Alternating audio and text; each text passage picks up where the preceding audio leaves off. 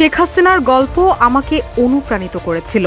এক রাতে পুরো পরিবার হারিয়েছিলেন। শরণার্থী হিসেবে বেঁচেছিলেন তিনি। যে দেশ তার সবকিছু কেড়ে নিয়েছিল, তারপর সেই দেশেই ফিরে এসেছিলেন তিনি। এ ধরনের সাহস খুব বিরল।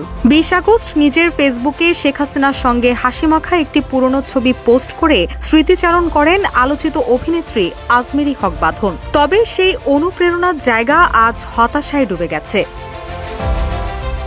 ২০ আগস্ট নিজের ফেসবুকে একটি ছবি প্রকাশ করে ক্যাপশনে বাঁধন লিখেন, এই ছবিটা তখনই তোলা যখন আমি শেখ হাসিনাকে বলেছিলাম উপস্থিত লোকেরা ভাবছে আমরা আলোচনা করে একই রঙের পোশাক পরেছি। এ কথা শুনে তিনি তখন হেসেছিলেন। আমি এই হাসিটাকে ভালোবাসতাম, ওটা আমার আসল বলে মনে হতো। সেদিন আমাদের মতোই একজন মনে হয়েছিল তাকে, কিন্তু সময়ের সঙ্গে সঙ্গে বুঝলাম ক্ষমতা একজন মানুষকে কিভাবে শয়তানে পরিণত করতে পারে।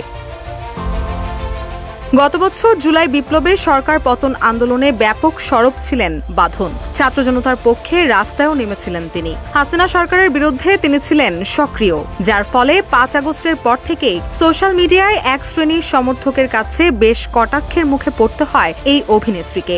এখনও সাইবার অ্যাটাকের মুখোমুখি হন অভিনেত্রী। সেই বিষয়েও তুলে ধরেন তার পোস্টে